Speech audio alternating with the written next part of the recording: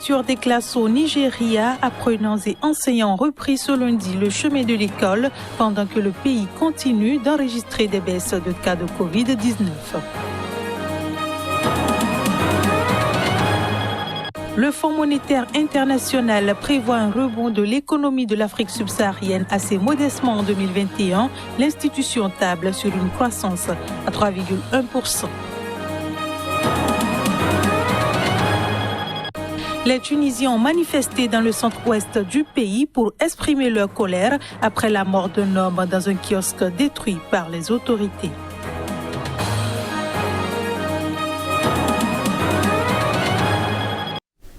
Voilà pour le sommaire de cette édition. Merci de votre fidélité. 12 civils, dont 2 femmes et un enfant, et 11 militaires maliens ont été tués dans une série d'attaques ce mardi dans le centre du Mali. Il s'agit du plus lourd bilan dans le pays depuis le putsch du 18 août dernier. Une position militaire à Sokoura, dans le cercle de Bankas, près de la frontière burkinabé, a été attaquée par des individus armés non identifiés vers 1h du matin. 9 militaires maliens ont, dans un premier temps, été tués dans le camp, a indiqué dans la soirée le ministère de la Défense. Un renfort de l'armée régulière a alors rapidement été dépêché sur les lieux, mais il est tombé dans une embuscade non loin d'un petit pont, le pont Parou, situé entre les localités de Bondiaraga et de Bankas. De sources indépendantes, l'armée a perdu sur place 3 hommes. Les assaillants ont aussi subi d'importantes pertes puisqu'au moins 9 combattants ont été tués et 2 de leurs véhicules détruits. Sur le même axe routier, toujours entre les localités de Bondiagara et Bankas, un bus transportant des civils est tombé dans une embuscade tendue par les présumés djihadistes. 12 passagers, dont 2 femmes et un enfant, ont été tués sur le coup. Ce mardi après-midi, un nouveau renfort de l'armée a été envoyé sur le terrain. L'objectif est de sécuriser rapidement le camp attaqué. Ces attaques interviennent quelques jours après la libération de 4 otages, un dirigeant de l'opposition Soumaïla Cissé, la française Sophie Petrona et 2 Italiens, contre quelques 200 détenus réclamés par les groupes djihadistes, un échange qui n'a donc visiblement pas suscité d'accalmie sur le terrain. À partir de ce mercredi et ce jusqu'au 20 octobre prochain, les Ivoiriens inscrits sur les listes électorales vont pouvoir retirer leur carte d'électeur dans leur bureau de vote. 7,5 millions d'inscrits sur la liste électorale peuvent théoriquement se rendre dans leur bureau de vote pour retirer leur carte d'électeur en vue de la présidentielle. La commission électorale, par la voix de son président, Ibrahim Kubert Koulibaly, se dit prête techniquement pour organiser le scrutin présidentiel du 30 octobre prochain. Mais l'opposition, qui a lancé un appel à la désobéissance civile, n'a pas encore lancé ses mots d'ordre précis et ces 2 candidats laissent planer le doute sur leur participation si l'élection a bel et bien lieu. Ce journal se poursuit au Nigeria. À présent, les écoles ont rouvert leurs portes après 6 mois de fermeture en raison du coronavirus. Le gouvernement a appelé au respect strict des normes sanitaires dans les établissements pour éviter une propagation du virus. Les apprenants au Nigeria ont depuis ce lundi repris les classes après que le pays ait décidé de leur fermeture il y a 6 mois pour maîtriser la pandémie de coronavirus.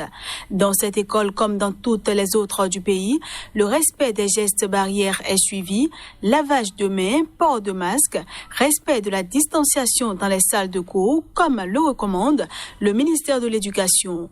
La reprise est un moment de retrouvailles entre apprenants, mais également avec leurs enseignants. Chaque jour, nous avons environ 50% des enfants à l'école.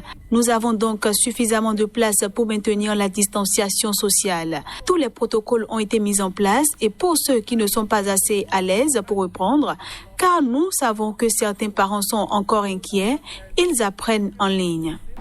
And they are learning online. Planning, we had to do the Il a fallu faire le marquage au sol, il a fallu faire des mesures pour la distanciation sociale. Nous avons dû nous assurer que tout le monde se présente avec un masque. Au début, c'était un peu difficile pour les adultes.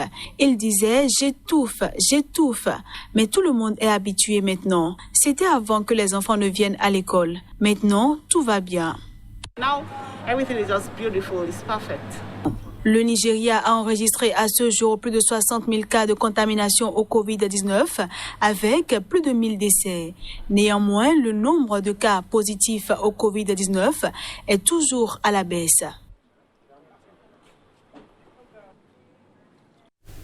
On reste au Nigeria où des milliers de jeunes sont descendus ce mardi dans les rues pour un nouveau jour de manifestation contre les violences policières dans plusieurs villes du pays et notamment à Lagos, mégapole économique où ils bloquaient toujours plusieurs axes routiers importants.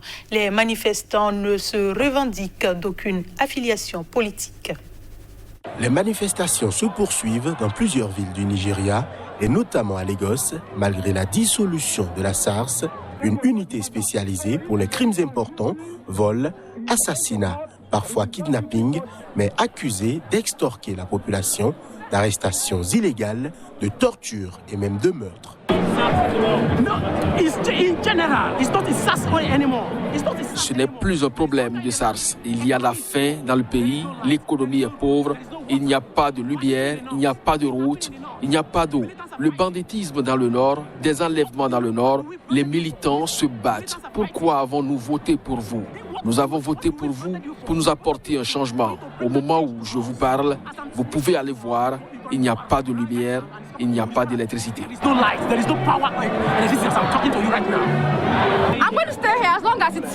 Je vais rester ici aussi longtemps qu'il le faudra, mec, aussi longtemps qu'il le faudra. Je fais ça pour mes frères, je fais ça pour mes enfants à naître, je fais ça pour mon fils. C'est la deuxième fois que je viens ici. Selon un appel à manifester diffusé sur les réseaux sociaux, la création d'une entité indépendante chargée d'enquêter sur les abus policiers et la libération des contestataires arrêtés cette semaine figure parmi les revendications des manifestants. Le gouvernement de l'État de Lagos a indiqué qu'un policier et un civil ont été tués ce lundi pendant les manifestations à Lagos, portant à au moins 5 le nombre de personnes tuées depuis le début du mouvement.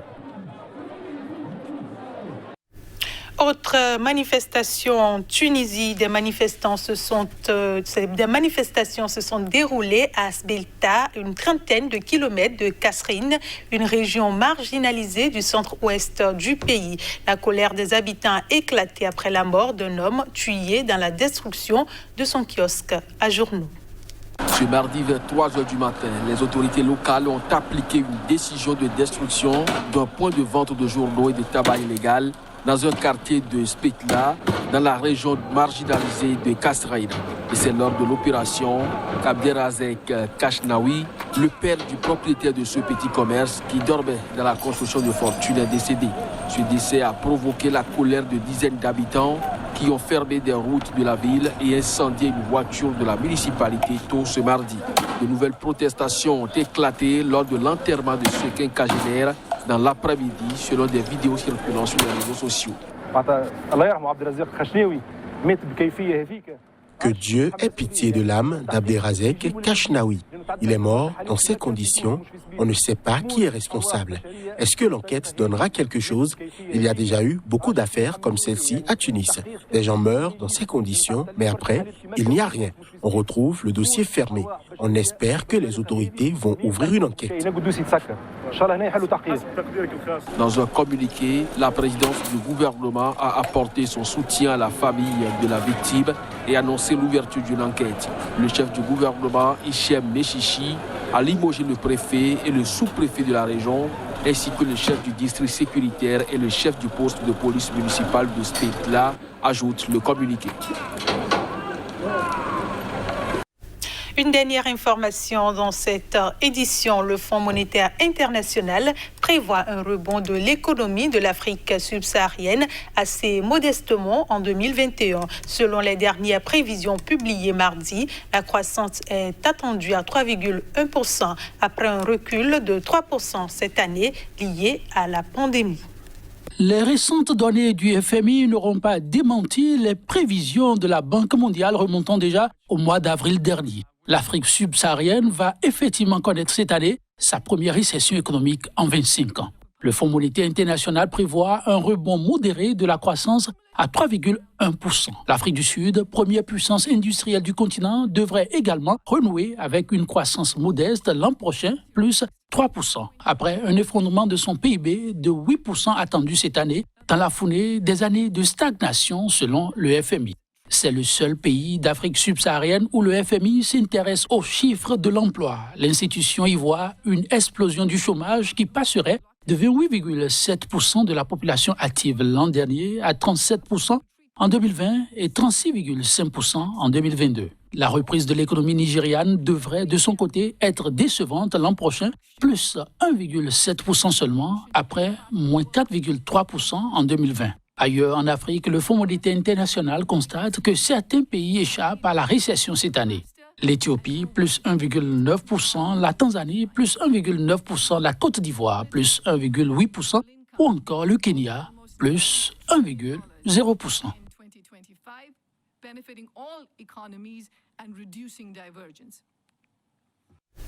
C'est la fin de cette édition. Merci de votre attention. Restez avec nous. L'information est en continu sur Sika TV.